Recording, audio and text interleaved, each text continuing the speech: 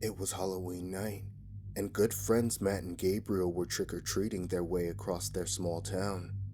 Matt and his family had been out of town for a week on vacation, so it felt good to finally be hanging out with his friend again. Fortunately, it's been a successful night as well. Their bags are full of candy. There's just one more house left to visit before they head over to Gabriel's house. But as the two friends arrive, they notice that the bowl of candy left by the front door is empty. "I'm going to ask Mr. Shaw if he has any candy left inside," Matt tells Gabriel.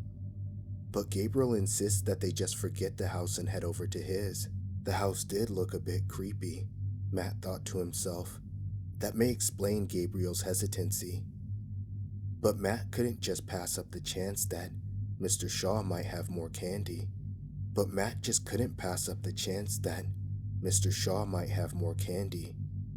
Despite Gabriel's objection and feeling a bit uneasy himself, Matt makes his way to the front door. He rings the doorbell.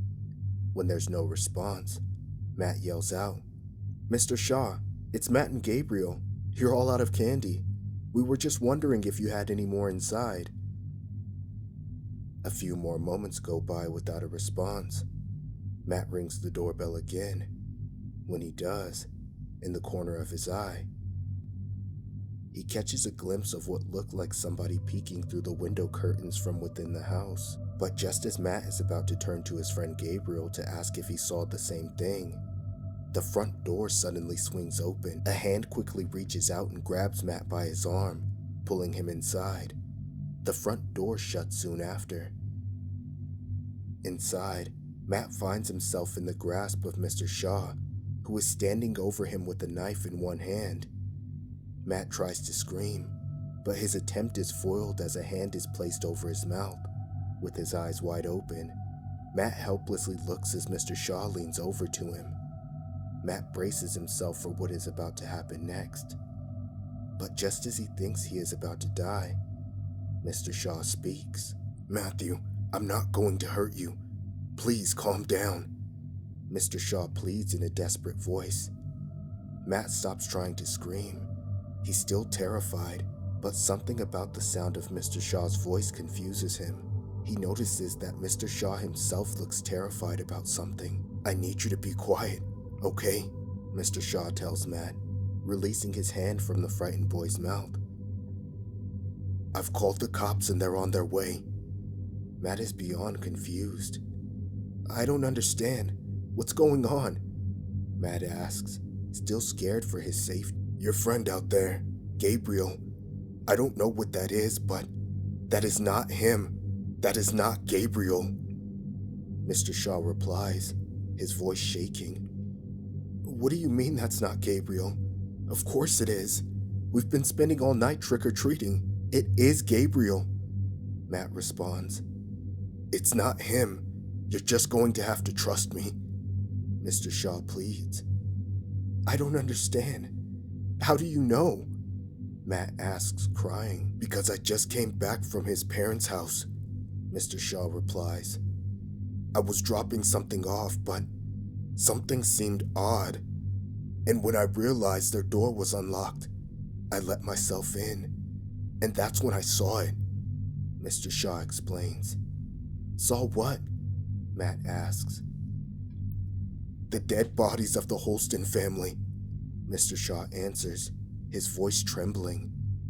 "Gabriel's parents were lying in their bed, skinned from head to toe, and Gabriel himself was also lying in his bed, with his skin missing as well. There was blood everywhere. They all looked like they had been dead for days," Mr. Shaw continued. "So whoever that is outside, it isn't Gabriel." Matt refuses to believe it. No, it's not true. Here, I'll prove it to you," Matt says. But just before he can attempt to open the door, Mr. Shaw stops him. "No, stop!"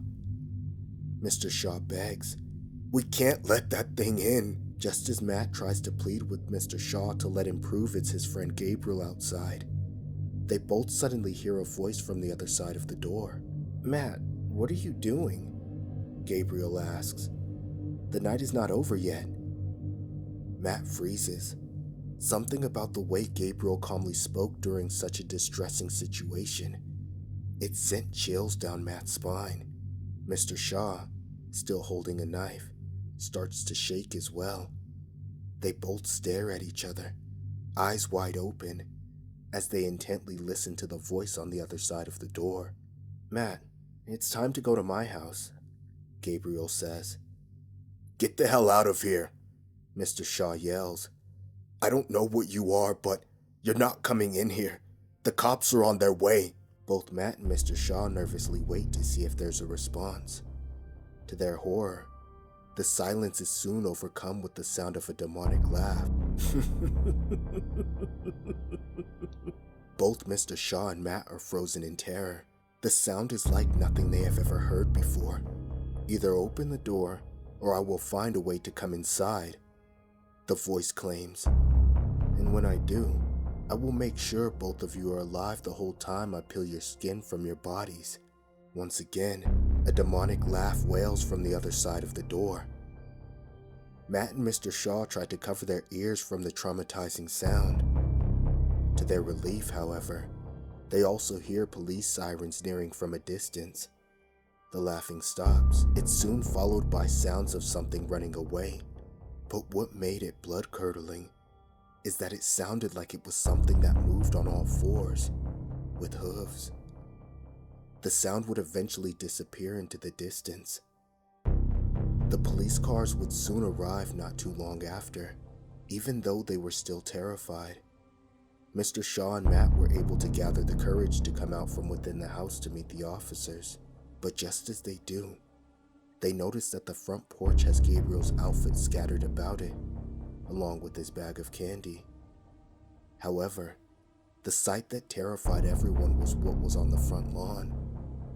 There, stretched across the grass and left behind, was Gabriel's entire skin from his body, looking like it was worn just like a costume. Happy Halloween from the Darkest Tales Animation Studio.